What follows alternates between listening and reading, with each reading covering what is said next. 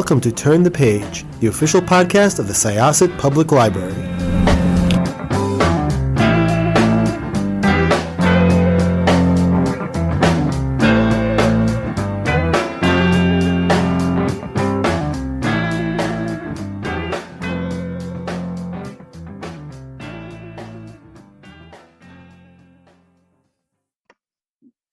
Hi, this is Jessica with Syosset Library's Turn the Page podcast. Hi everyone, my name is Shauna J, and I am a cartoonist and illustrator from New York City. Excellent. And would you like to tell us a little bit about the art you draw? Yeah, I draw a very adorable, super cute art in comics. I'm very inspired by Sailor Moon and everything like shoujo and just fluffy romance, because like when I was a kid there wasn't like a lot of stuff that was like really female focused that I actually enjoyed. So like when anime came on the scene, it was like, oh, I found my thing. So my thing nowadays is I want to draw Black girls being the adorable heroes of their own stories, because we do not have enough Black girls in media being shown as like just being cute and beautiful and absolutely proud of themselves. And your webcomic is amazing and does that so well. Yes, my comic is called Princess Love Pon. It's a magical girl story and she fights with hearts and kisses. I would say it's kind of like inspired by like a bit of Cardcaptor Sakura and like especially Princess Tutu. I wanted to write a story where there's, you know, fighting against evil, but not necessarily like fighting with purely violence. The way Princess Love Pon saves the day is usually to be empathetic with what people's problems are, because there is the Dark Queen who's out to eat hearts and just drives people into despair to turn her hearts into monsters, and she saves them by, you know, talking them through their problems, and then she seals it with a kiss to purify everything. And, you know, when she does have to fight monsters, she literally does fights with hearts and stuff. And I just wanted something that was just, like, really super cute. And it's very pink, mostly because I didn't want to do, like, a full-color comic. But I really love pink. It makes me super happy. And I wanted the comic to kind of look like the phone book manga that you would find like before everything's like gathered up into their own volumes, and like each section would be like this one monotone color. Like one section would be printed in green and the next in purple, and I'm like, well, I want my comic to kind of like look like that. So it's just very like American shoujo. You did such a good job with it. So you were inspired by Cardcaptor Sakura and Tutu. Princess Tutu. I found Sailor Moon when I was about 12. And there was definitely things about it that I really liked too. You know, like a lot of times I think just in general, when you're writing strong female characters, it's almost like they can't be super feminine. And I liked that Sailor Moon and her friends kind of just ran this gamut, you know, of what that meant, and I loved it. I really did. So it struck a chord with me when I found it, and I love what you're doing with Princess Love Pon. It's like taking something and building upon it with, you know, what we all should be seeing in our media. Yes, absolutely. Like, I am not going to tell girls like how they should show their expression for who they are, but I think it's very important, especially when we do have like girl power and strong female characters who do take on like a more like masculine appearance. Like I want the option to be there that yes, you can still be like super girly and enjoy pink, but you can still find strength and be strong doing that as well. There's totally all sorts of ways to be strong and to be how you are. In general, I found that children's media, I mean, it's not perfect, but we're really working towards, or at least we should be working towards more diversity in children's media in general. What have you seen lately? You know, where do we still need to go? I mean, we need to go so many places. That's a really bad way of putting it. But where are we starting to hit, and where should we be going? Oh gosh, this is a really interesting question, just because like everything's been changing so fast. Like, I'm 31 now. I was always interested in comics, but I really wanted to get into it like when I hit high school. So I was just like seeing like the different fields change, because before it was like, okay, if you liked comics, you got the stuff at the grocery store. Like you had like your Archie comics and your Sonic comic, or you had like Marvel and DC, and that was kind of like it, right? And then you had manga came out, and it's like, oh, okay, this is amazing. But now you have like graphic novels that you could go to the library and bookstores and be like, yeah, I want a nice, beautiful, bound book that's just comics, and that's so cool. So I really appreciate that there's a lot more stories that are focused around female characters, and I absolutely love that there's stories that show different, like LGBT stories, like Lumberjanes. I really like that, and I'm definitely like interested in producing stories for that too. And there should be more Black writers and Black artists. I will just say that. Like, there will never be enough to satisfy me. So definitely like more of that. But I do like to see that more diversity in the characters shown on bookshelves and everything, especially like with the children's books. Like, I'm seeing so many Black and brown characters, like, and it's just like, oh my gosh, like, I love this. Like, I have a memory of this really beautiful children's book my mom got for me, and I think it was Goldilocks and the Three Bears, but it was with a little Black girl, and I wish I still had it, but like that memory stuck to me because I don't remember having a lot of books that had like little Black girls in them. So I'm glad that there's a variety of books coming out, so that all little kids can like see themselves, because it's so important, and parents are trying like so hard. My friend, she has a 6-year-old daughter, and there are times where her daughter like, well, I'm gonna draw characters with long flowing hair, and the only people that have long flowing hair are like little blonde girls, and it's a little heartbreaking when you feel like your child doesn't see themselves as beautiful because this is the kind of media that they're digesting. Of course, yeah, no. I think in children's media, children's books, for a while, the term "the white default" in illustration has become more noticed. That like you get these books, and the amount of diversity in them in the illustrations was like zero. So with me, I mean, I'm white, and growing up, I like 99.9% of the characters I encountered as a child looked like me.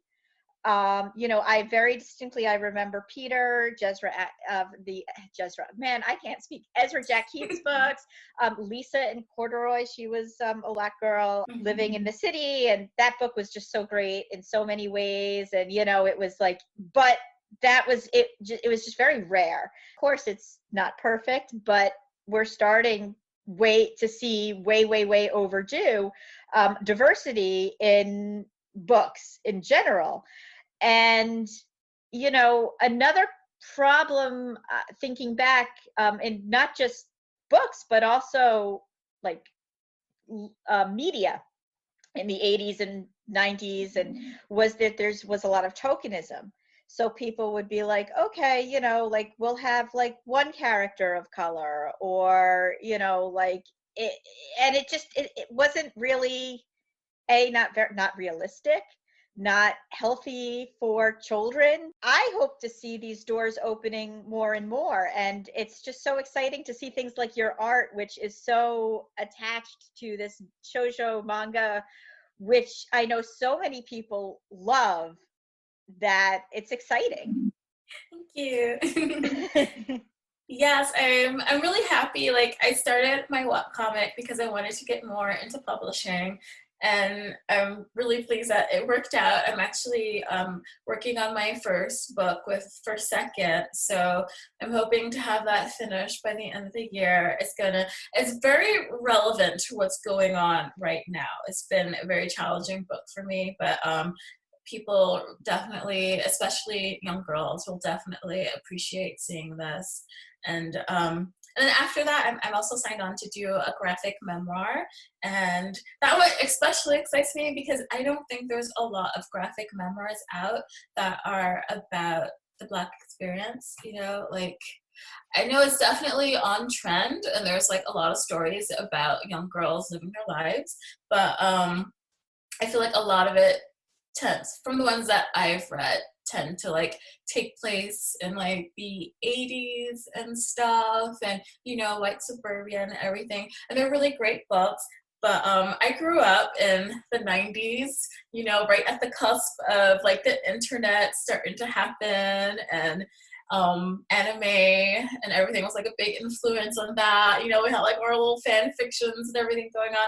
So I think it'll be like really interesting to like tell a story from like when I was in 7th and 8th grade and everything. I'm excited to read. I'm so excited to read that. So the book that you have with First Second, could you tell us anything about it, or is it under wraps until it comes out?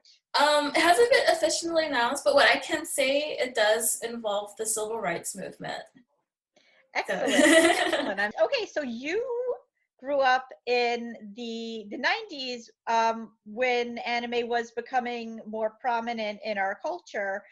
So what was your first anime that really grabbed you? My first was definitely Sailor Moon that grabbed me. Like, I'm pretty sure I've seen others before, because I mean, like, Speed Racer was technically anime. It is. It's anime. It is.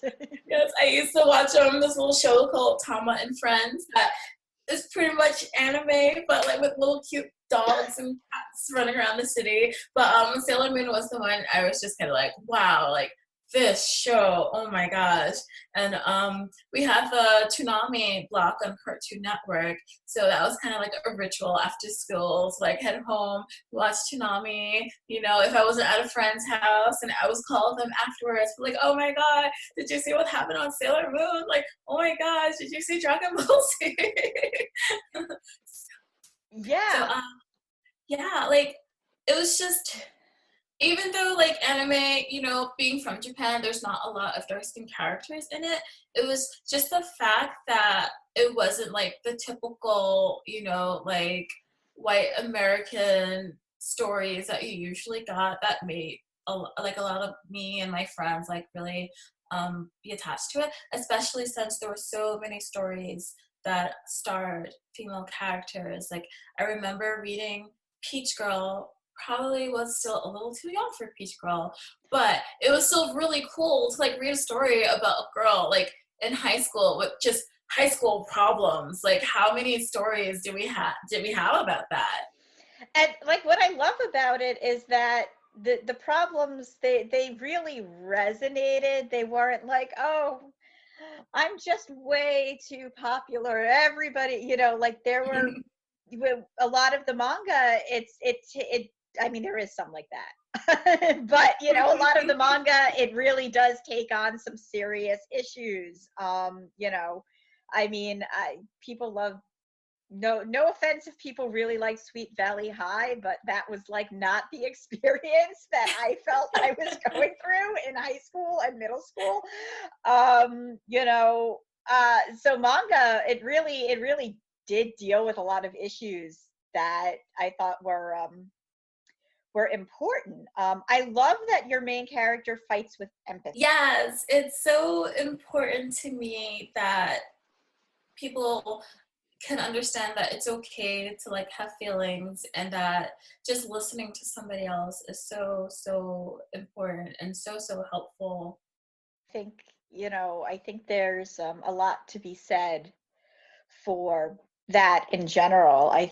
I think empathy should be, I don't want to say empathy training because that doesn't sound right, but I think empathy in stories and almost like just being accepting that children really should open their hearts and be empathetic towards those around them is just a huge part of emotional intelligence. And I think that it's really something I really do hope that schools are focusing on, and just parents in general. So I see behind you some really adorable like mascots. Yes. Yeah, actually, the ones with the little bunny ears.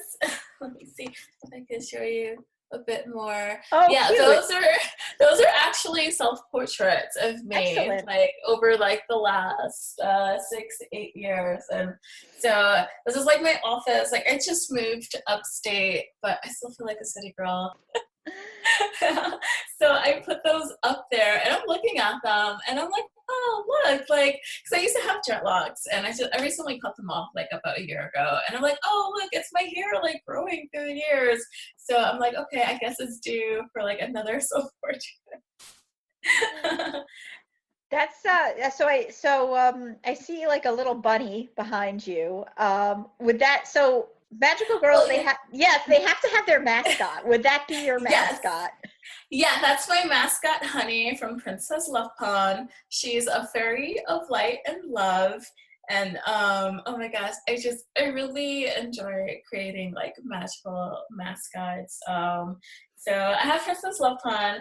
I also have another magical girl story that I'm eagerly awaiting to pitch it as soon as I empty my plate a little bit. But I'm so excited for it because it's an urban magical girl story led by two young Black girls who develop a friendship but also discover like a first love. And basically I want to write stories that I wanted like when I was like 14, you know, or I was just kind of like discovering love and thinking like, what's my sexuality? And I just wanted to write a really gentle, kind-hearted story where these girls admire each other because they find strength in each other. And so I have a buddy mascot, and in that book there's like a cat-based mascot, and I'm also working on another pitch that's also kind of a magical girl story, but more like the 80s style of magical girl, like pre-Sailor Moon. And that one's based off of a dog, and I love magical girls so much.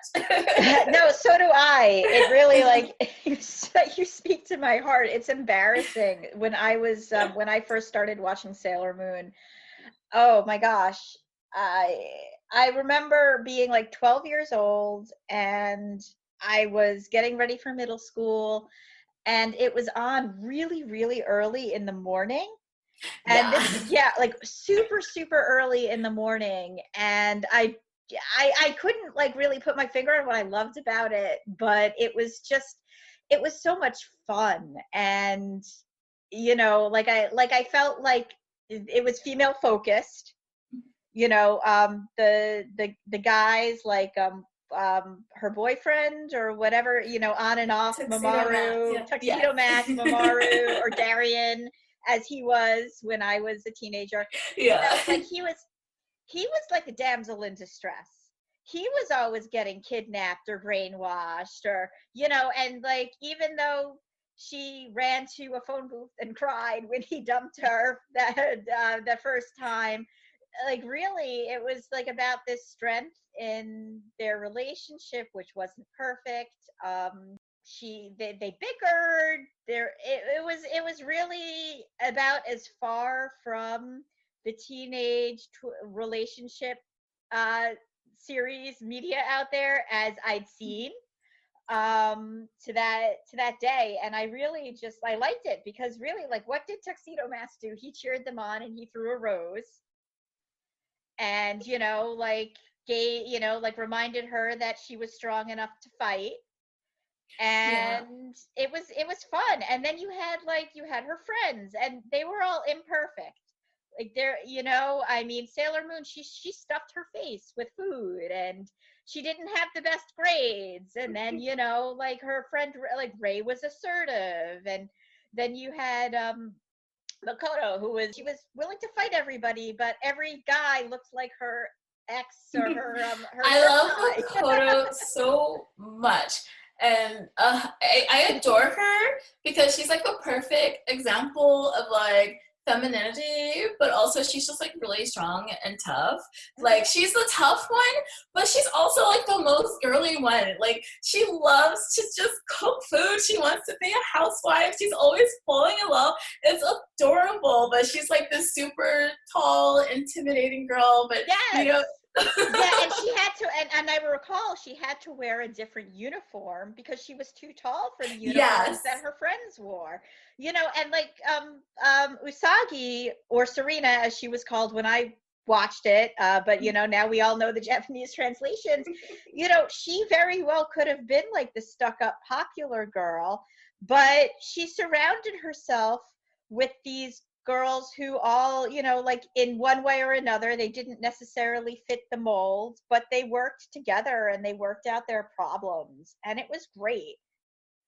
Yes, I absolutely believe, because the anime and the manga like ran like pretty close together. Like I believe Sailor Moon's success is absolutely thanks to the anime because they gave the characters so much personality. You know, these were the days where filler episodes were expected. So we had a lot of time to get to know them, and, you know, seeing like such strong female friends, you know, that was like amazing because everybody knows like, oh yeah, you're in school, like there's some mean girls, you know, oh, girls are so catty together. And I was like, no, it doesn't have to be like that. No, it doesn't. Be best friends. Yeah, and even when there was arguing, there was resolution, and it wasn't necessarily a catty resolution. It was an understanding. Well, this is so exciting. I mean, I absolutely recommend to everybody to check out your webcomic. Where can they find it? You can find my webcomic at princesslovepon.com. That's Princess LOVEPON.com. And you can find my own work at shaunadraws.com, as well as on Twitter at Shauna Draws, and Instagram Shauna Draws Cute. Excellent. And you are going to be one of our guests at the next Celebrity Drawful on August 5th. Yes, I'm so excited. Thank you so much. And we are going to close this chapter of Turn the Page. It's time to close this chapter of Turn the Page. Join us for the next episode.